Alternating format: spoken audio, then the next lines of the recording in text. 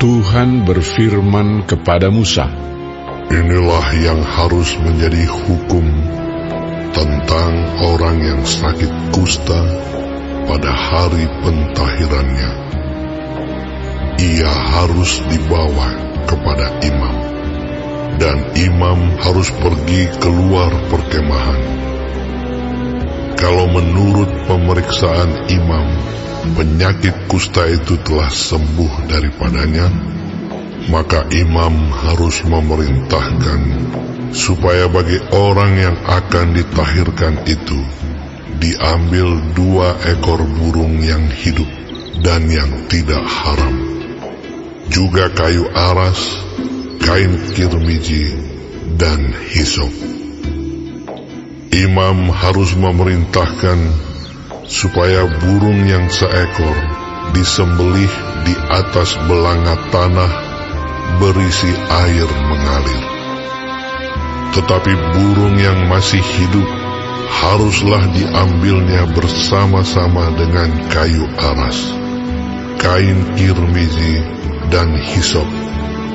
Lalu bersama-sama dengan burung itu, semuanya harus dicelupkannya ke dalam darah burung yang sudah disembelih di atas air mengalir itu. Kemudian ia harus memercik 7 kali kepada orang yang akan ditahirkan dari kusta itu, dan dengan demikian mentahirkan dia. Lalu burung yang hidup itu haruslah dilepaskannya ke padang. Orang yang akan ditahirkan itu haruslah mencuci pakaiannya, mencukur seluruh rambutnya, dan membasuh tubuhnya dengan air, maka ia menjadi tahir. Sesudah itu, ia boleh masuk ke dalam perkemahan, tetapi harus tinggal di luar kemahnya sendiri 7 hari lamanya. Maka pada hari yang ke-7, ia harus mencukur seluruh rambutnya, rambut kepala, janggut, alis, bahkan segala bulunya harus dicukur, pakaiannya dicuci, dan tubuhnya dibasuh dengan air, maka ia menjadi tahir.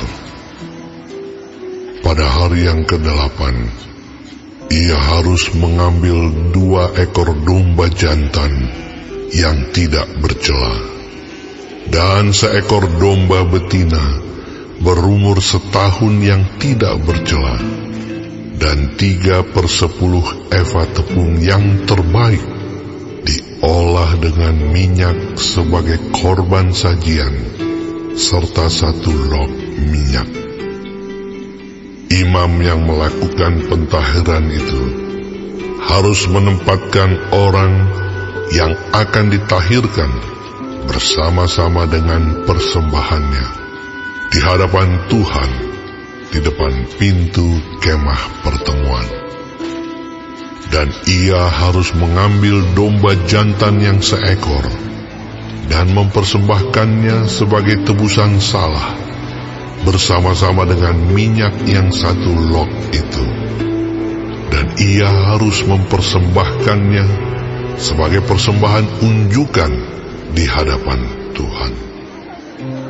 Domba jantan itu harus disembelihnya di tempat orang menyembelih korban penghapus dosa dan korban bakaran, di tempat kudus, karena korban penebus salah, begitu juga korban penghapus dosa, adalah bagian imam. Itulah bagian maha kudus. Imam harus mengambil sedikit dari darah tebusan salah itu, dan harus membubuhnya pada cuping telinga kanan dari orang yang akan ditahirkan, dan pada ibu jari tangan kanan, dan pada ibu jari kaki kanannya. Imam harus mengambil sedikit dari minyak yang 1 log itu dan menuangnya ke telapak tangan kiri imam sendiri. Ia harus mencelupkan jari kanannya ke dalam minyak yang di telapak tangan kirinya itu, dan sedikit dari minyak itu haruslah dipercikkannya dengan jarinya 7 kali di hadapan Tuhan. Dari minyak selebihnya, imam harus membubuh sedikit pada cuping telinga kanan orang itu, pada ibu jari tangan kanannya, dan pada ibu jari kaki kanannya, di tempat mana darah tebusan salah dibubuhkan. Dan apa yang tinggal dari minyak itu haruslah dibubuhnya pada kepala orang yang akan ditahirkan. Dengan demikian, imam mengadakan pendamaian bagi orang itu di hadapan Tuhan. Imam harus mempersembahkan korban penghapus dosa, dan dengan demikian mengadakan pendamaian bagi orang yang akan ditahirkan dari kenajisannya. Dan sesudah itu, ia harus menyembelih korban bakaran. Kemudian imam harus mempersembahkan korban bakaran dan korban sajian di atas mezbah. Dengan demikian, imam mengadakan pendamaian bagi orang itu, maka ia menjadi tahir. Tetapi jikalau orang itu miskin dan tidak mampu, ia harus mengambil domba jantan 1 ekor saja sebagai tebusan salah untuk persembahan unjukan, supaya diadakan pendamaian bagi orang itu. Juga 1/10 eva tepung yang terbaik diolah dengan minyak untuk korban sajian, dan 1 log minyak. Dan lagi 2 ekor burung tekukur atau 2 ekor burung merpati, sekadar kemampuannya. Yang 1 ekor harus menjadi korban penghapus dosa, dan yang 1 ekor lagi menjadi korban bakaran. Pada hari yang ke-8, ia harus membawa semuanya untuk pentahirannya kepada imam, ke depan pintu kemah pertemuan di hadapan Tuhan. Kemudian imam harus mengambil domba tebusan salah dan minyak yang 1 log itu. Lalu imam harus mempersembahkan semuanya sebagai persembahan unjukan di hadapan Tuhan. Ia harus menyembelih domba tebusan salah, dan imam harus mengambil sedikit dari darah tebusan salah itu dan membubuhnya pada cuping telinga kanan orang itu, dan pada ibu jari tangan kanan dan ibu jari kaki kanannya. Dan imam harus menuang sedikit dari minyak itu ke telapak tangan kirinya sendiri. Lalu sedikit dari minyak itu haruslah dipercikkan oleh imam dengan jari kanannya 7 kali di hadapan Tuhan. Kemudian imam harus membubuh sedikit dari minyak itu pada cuping telinga kanan dari orang yang akan ditahirkan, pada ibu jari tangan kanannya, dan pada ibu jari kaki kanannya, di tempat mana dibubuhi darah tebusan salah itu. Dan minyak selebihnya haruslah dibubuhnya pada kepala orang yang akan ditahirkan, supaya diadakan pendamaian bagi orang itu di hadapan Tuhan. Lalu ia harus mempersembahkan seekor dari kedua burung tekukur atau anak burung merpati yang dibawa orang itu sekadar kemampuannya, yang seekor sebagai korban penghapus dosa, dan yang seekor lagi sebagai korban bakaran di samping korban sajian. Dengan demikian, imam mengadakan pendamaian bagi orang yang akan ditahirkan di hadapan Tuhan. Itulah hukum tentang pentahiran seorang yang kena kusta yang tidak mampu. Tuhan berfirman kepada Musa dan Harun, apabila kamu masuk ke tanah Kanaan yang akan kuberikan kepadamu menjadi milikmu, dan aku mendatangkan tanda kusta di sebuah rumah di negeri milikmu itu, maka pemilik rumah itu harus datang memberitahukannya kepada imam. Ada kelihatan seperti tanda kusta di rumahku. Maka imam harus memerintahkan supaya rumah itu dikosongkan. Sebelum ia datang memeriksa tanda kusta itu, supaya jangan menjadi najis segala yang ada di dalam rumah itu. Dan sesudah itu, barulah imam datang untuk memeriksanya. Kalau menurut pemeriksaannya, tanda pada dinding rumah itu merupakan lekuk-lekuk yang kehijau-hijauan atau kemerah-merahan warnanya, yang kelihatan lebih dalam dari permukaan dinding itu. Imam harus keluar dari rumah itu, lalu berdiri di depan pintu rumah dan menutup rumah itu 7 hari lamanya. Pada hari yang ke-7, imam harus datang kembali. Kalau menurut pemeriksaannya, tanda kusta itu meluas pada dinding rumah, maka imam harus memerintahkan supaya orang mengungkit batu-batu yang kena tanda itu dan membuangnya keluar kota ke suatu tempat yang najis. Dan ia harus mengikis rumah itu sebelah dalam berkeliling, dan kikisan lepa itu haruslah ditumpahkan keluar kota ke suatu tempat yang najis. Dan orang harus mengambil batu-batu lain, lalu memasangnya sebagai pengganti batu-batu tadi, dan harus mengambil lepa lain dan melepa rumah itu.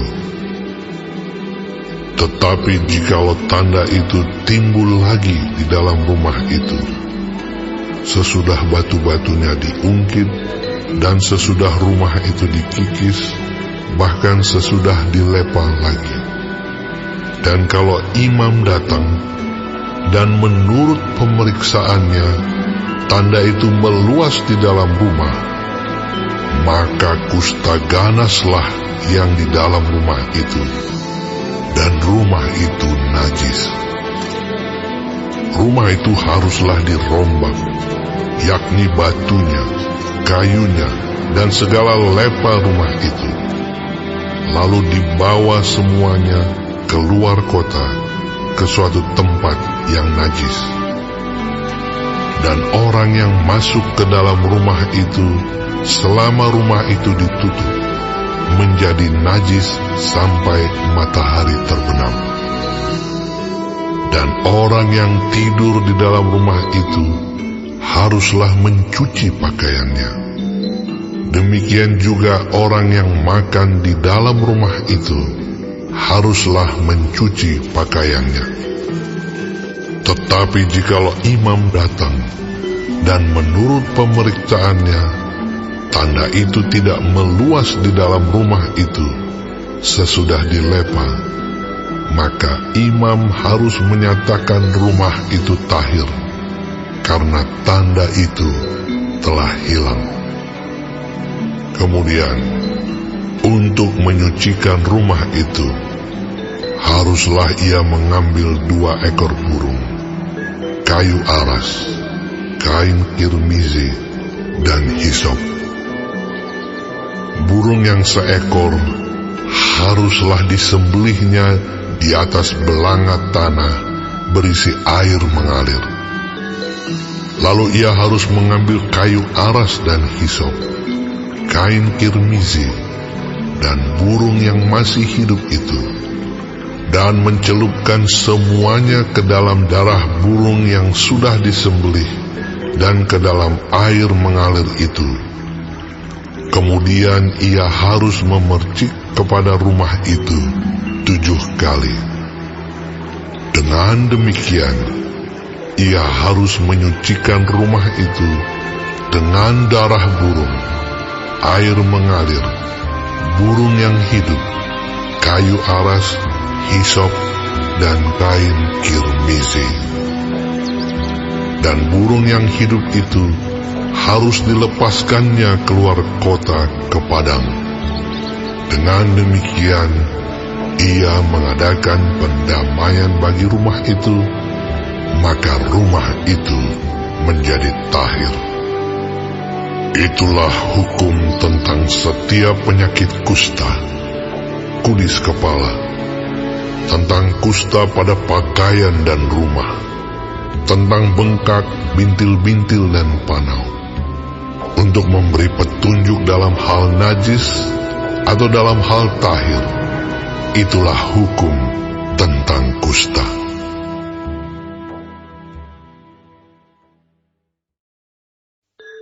Tuhan berfirman kepada Musa dan Harun, "Berbicaralah kepada orang Israel dan katakan kepada mereka, apabila aurat seorang laki-laki mengeluarkan lelehan, maka najislah ia karena lelehannya itu. Beginilah kenajisannya berhubung dengan lelehannya itu. Bila auratnya membiarkan lelehan itu mengalir, atau bila auratnya menahannya sehingga tidak mengeluarkan lelehan, maka itulah kenajisannya. Setiap tempat tidur yang ditiduri orang yang mengeluarkan lelehan itu menjadi najis, dan setiap barang yang didudukinya menjadi najis juga. Setiap orang yang kena kepada tempat tidurnya haruslah mencuci pakaiannya, membasuh tubuhnya dengan air, dan ia menjadi najis sampai matahari terbenam. Siapa yang duduk di atas barang yang telah diduduki oleh orang yang demikian, haruslah mencuci pakaiannya, membasuh tubuhnya dengan air, dan ia menjadi najis sampai matahari terbenam. Siapa yang kena kepada tubuh orang yang demikian, haruslah mencuci pakaiannya, membasuh tubuhnya dengan air, dan ia menjadi najis sampai matahari terbenam. Apabila orang yang demikian meludahi orang yang tahir, haruslah orang ini mencuci pakaiannya, membasuh tubuhnya dengan air, dan ia menjadi najis sampai matahari terbenam. Dan setiap pelana yang diduduki orang yang demikian menjadi najis. Setiap orang yang kena kepada sesuatu bekas tempat orang tadi menjadi najis sampai matahari terbenam.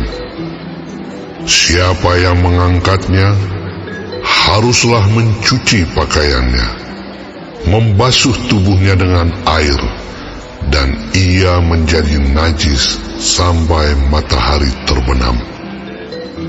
Dan setiap orang yang kena pada orang yang demikian sedang orang ini tidak mencuci tangan dahulu dengan air, haruslah mencuci pakaiannya, membasuh tubuhnya dengan air, dan ia menjadi najis sampai matahari terbenam. Kalau orang itu kena pada belanga tanah, itu haruslah dipecahkan, dan setiap perkakas kayu haruslah dicuci dengan air. Apabila orang yang demikian sudah bersih dari lelehannya, ia harus menghitung 7 hari lagi untuk dapat dinyatakan tahir, lalu mencuci pakaiannya, membasuh tubuhnya dengan air mengalir, maka ia menjadi tahir. Pada hari yang ke-8, ia harus mengambil 2 ekor burung tekukur atau 2 ekor anak burung merpati dan datang ke hadapan Tuhan, ke pintu kemah pertemuan, dan menyerahkan burung-burung itu kepada imam. Lalu imam harus mempersembahkannya, yang seekor sebagai korban penghapus dosa, dan yang seekor lagi sebagai korban bakaran. Dengan demikian, imam mengadakan pendamaian bagi orang itu di hadapan Tuhan karena lelehannya. Apabila seorang laki-laki tertumpah maninya, ia harus membasuh seluruh tubuhnya dengan air, dan ia menjadi najis sampai matahari terbenam. Setiap pakaian dan setiap kulit yang kena tumpahan mani itu haruslah dicuci dengan air dan menjadi najis sampai matahari terbenam. Juga seorang perempuan, kalau seorang laki-laki tidur dengan dia dengan ada tumpahan mani, maka keduanya harus membasuh tubuhnya dengan air, dan mereka menjadi najis sampai matahari terbenam. Apabila seorang perempuan mengeluarkan lelehan, dan lelehannya itu adalah darah dari auratnya, ia harus 7 hari lamanya dalam cemar kainnya, dan setiap orang yang kena kepadanya menjadi najis sampai matahari terbenam. Segala sesuatu yang ditidurinya selama ia cemar kain menjadi najis, dan segala sesuatu yang didudukinya menjadi najis juga. Setiap orang yang kena kepada tempat tidur perempuan itu haruslah mencuci pakaiannya, membasuh tubuhnya dengan air, dan ia menjadi najis sampai matahari terbenam. Setiap orang yang kena kepada sesuatu barang yang diduduki perempuan itu haruslah mencuci pakaiannya, membasuh diri dengan air, dan ia menjadi najis sampai matahari terbenam. Juga pada waktu ia kena kepada sesuatu yang ada di tempat tidur atau di atas barang yang diduduki perempuan itu, ia menjadi najis sampai matahari terbenam. Jikalau seorang laki-laki tidur dengan perempuan itu, dan ia kena cemar kain perempuan itu, maka ia menjadi najis selama 7 hari, dan setiap tempat tidur yang ditidurinya menjadi najis juga. Apabila seorang perempuan berhari-hari lamanya mengeluarkan lelehan, yakni lelehan darah yang bukan pada waktu cemar kainnya, atau apabila ia mengeluarkan lelehan lebih lama dari waktu cemar kainnya, maka selama lelehannya yang najis itu, perempuan itu adalah seperti pada hari-hari cemar kainnya, yakni ia najis. Setiap tempat tidur yang ditidurinya, selama ia mengeluarkan lelehan, haruslah baginya seperti tempat tidur pada waktu cemar kainnya, dan setiap barang yang didudukinya menjadi najis, sama seperti kenajisan cemar kainnya. Setiap orang yang kena kepada barang-barang itu menjadi najis, dan ia harus mencuci pakaiannya, membasuh tubuhnya dengan air, dan ia menjadi najis sampai matahari terbenam. Tetapi jikalau perempuan itu sudah tahir dari lelehannya, ia harus menghitung 7 hari lagi. Sesudah itu barulah ia menjadi tahir. Pada hari yang ke-8, ia harus mengambil 2 ekor burung tekukur atau 2 ekor anak burung merpati dan membawanya kepada imam ke pintu kemah pertemuan. Imam harus mempersembahkan yang seekor sebagai korban penghapus dosa dan yang seekor lagi sebagai korban bakaran. Dengan demikian, imam mengadakan pendamaian bagi orang itu di hadapan Tuhan karena lelehannya yang najis itu. Begitulah kamu harus menghindarkan orang Israel dari kenajisannya, supaya mereka jangan mati di dalam kenajisannya bila mereka menajiskan kemah suciku yang ada di tengah-tengah mereka itu. Itulah hukum tentang seorang laki-laki yang mengeluarkan lelehan atau yang tertumpah maninya yang menyebabkan dia najis, dan tentang seorang perempuan yang bercemar kain, dan tentang seseorang, baik laki-laki maupun perempuan, yang mengeluarkan lelehan, dan tentang laki-laki yang tidur dengan perempuan yang najis.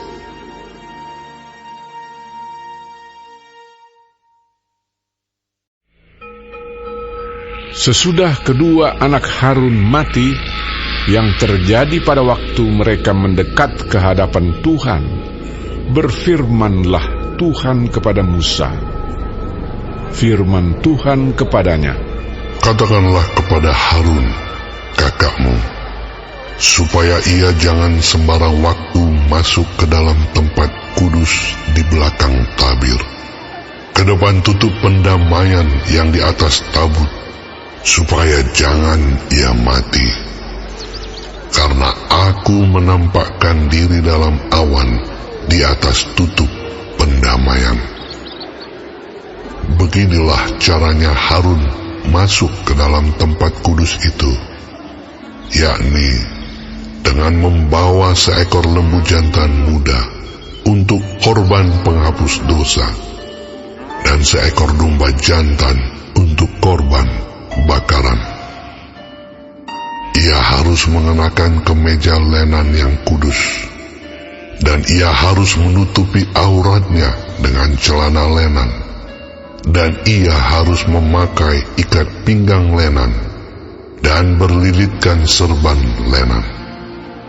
Itulah pakaian kudus yang harus dikenakannya sesudah ia membasuh tubuhnya dengan air. Dari umat Israel, ia harus mengambil 2 ekor kambing jantan untuk korban penghapus dosa, dan seekor domba jantan untuk korban bakaran. Kemudian Harun harus mempersembahkan lembu jantan yang akan menjadi korban penghapus dosa baginya sendiri, dan dengan demikian mengadakan pendamaian baginya dan bagi keluarganya. Ia harus mengambil kedua ekor kambing jantan itu dan menempatkannya di hadapan Tuhan di depan pintu kemah pertemuan, dan harus membuang undi atas kedua kambing jantan itu, sebuah undi bagi Tuhan dan sebuah bagi Azazel. Lalu Harun harus mempersembahkan kambing jantan yang kena undi bagi Tuhan itu dan mengolahnya sebagai korban penghapus dosa. Tetapi kambing jantan yang kena undi bagi Azazel haruslah ditempatkan hidup-hidup di hadapan Tuhan untuk mengadakan pendamaian, lalu dilepaskan bagi Azazel ke padang gurun. Harun harus mempersembahkan lembu jantan yang akan menjadi korban penghapus dosa baginya sendiri, dan mengadakan pendamaian baginya dan bagi keluarganya. Ia harus menyembelih lembu jantan itu, dan ia harus mengambil perbaraan berisi penuh bara api dari atas mezbah yang di hadapan Tuhan, serta serangkup penuh ukupan dari wangi-wangian yang digiling sampai halus, lalu membawanya masuk ke belakang tabir. Kemudian ia harus meletakkan ukupan itu di atas api yang di hadapan Tuhan, sehingga asap ukupan itu menutupi tutup pendamaian yang di atas hukum Allah, supaya ia jangan mati.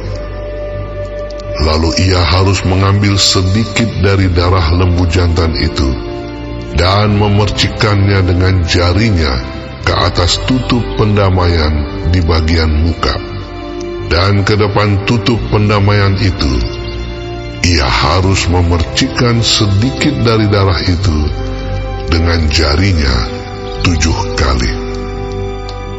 Lalu ia harus menyembelih domba jantan yang akan menjadi korban penghapus dosa bagi bangsa itu, dan membawa darahnya masuk ke belakang tabir.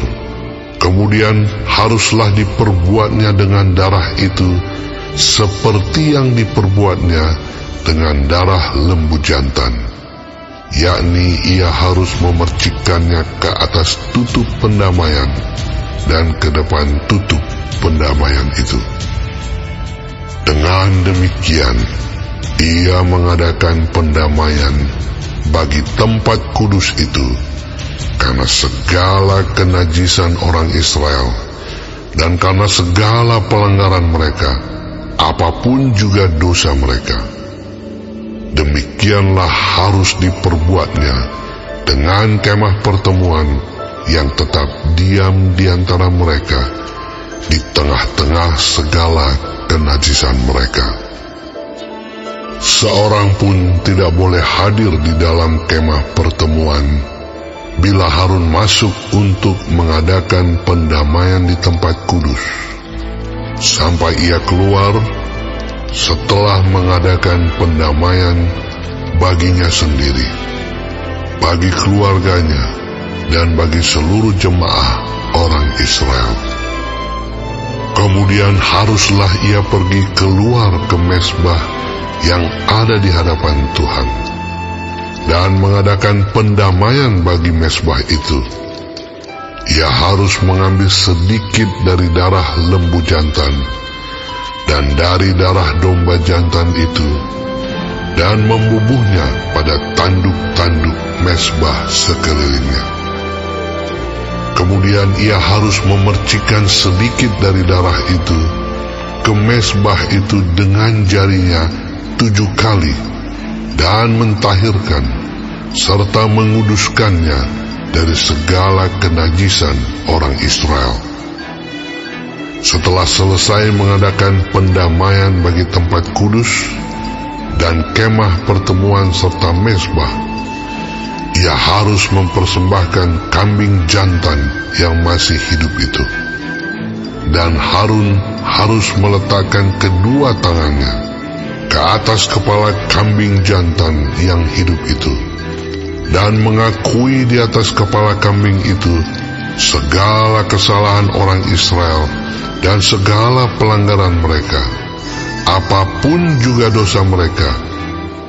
Ia harus menanggungkan semuanya itu ke atas kepala kambing jantan itu, dan kemudian melepaskannya ke padang gurun dengan perantaraan seseorang yang sudah siap sedia untuk itu. Demikianlah kambing jantan itu harus mengangkut segala kesalahan Israel ke tanah yang tandus, dan kambing itu harus dilepaskan di padang gurun. Sesudah itu Harun harus masuk ke dalam kemah pertemuan dan menanggalkan pakaian lenan yang dikenakannya ketika ia masuk ke dalam tempat kudus, dan harus meninggalkannya di sana. Ia harus membasuh tubuhnya dengan air di suatu tempat yang kudus dan mengenakan pakaiannya sendiri. Lalu ia harus keluar dan mempersembahkan korban bakarannya sendiri dan korban bakaran bangsa itu. Dengan demikian, ia mengadakan pendamaian baginya sendiri dan bagi bangsa itu. Kemudian ia harus membakar lemak korban penghapus dosa di atas mezbah. Maka orang yang melepaskan kambing jantan bagi Azazel itu harus mencuci pakaiannya, membasuh tubuhnya dengan air, dan sesudah itu barulah boleh masuk ke perkemahan. Lembu jantan dan kambing jantan, korban penghapus dosa, yang darahnya telah dibawa masuk untuk mengadakan pendamaian di dalam tempat kudus, harus dibawa keluar dari perkemahan, dan kulitnya, dagingnya, dan kotorannya harus dibakar habis. Siapa yang membakar semuanya itu harus mencuci pakaiannya, membasuh tubuhnya dengan air, dan sesudah itu barulah boleh masuk ke perkemahan. Inilah yang harus menjadi ketetapan untuk selama-lamanya bagi kamu, yakni pada bulan yang ketujuh, pada tanggal 10 bulan itu, kamu harus merendahkan diri dengan berpuasa, dan janganlah kamu melakukan sesuatu pekerjaan, baik orang Israel asli maupun orang asing yang tinggal di tengah-tengahmu. Karena pada hari itu harus diadakan pendamaian bagimu untuk mentahirkan kamu. Kamu akan ditahirkan dari segala dosamu di hadapan Tuhan.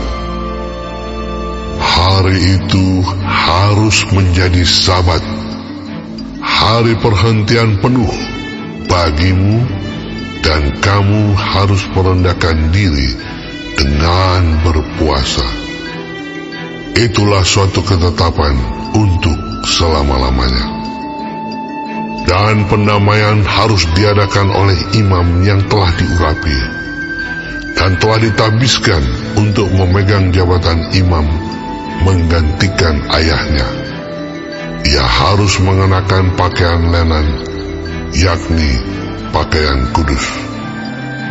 Ia harus mengadakan pendamaian bagi tempat maha kudus, bagi kemah pertemuan dan bagi mezbah, juga bagi para imam dan bagi seluruh bangsa itu, yakni jemaah itu. Itulah yang harus menjadi ketetapan untuk selama-lamanya bagimu, supaya sekali setahun diadakan pendamaian bagi orang Israel karena segala dosa mereka. Maka Harun melakukan seperti yang diperintahkan Tuhan kepada Musa. Bagi warga sorga yang mau dapat pemberitahuan video terbaru, silahkan klik subscribe dan paling penting jangan lupa untuk klik aktifkan loncengnya ya. Warga sorga terkasih, tolong bantu beri saya semangat upload video baru, dengan kasih like ya. Ayo warga sorga menjadi berkat bagi orang lain dengan membagikan video ini ya. Tuhan Yesus Kristus memberkati kita warga sorga. Amin.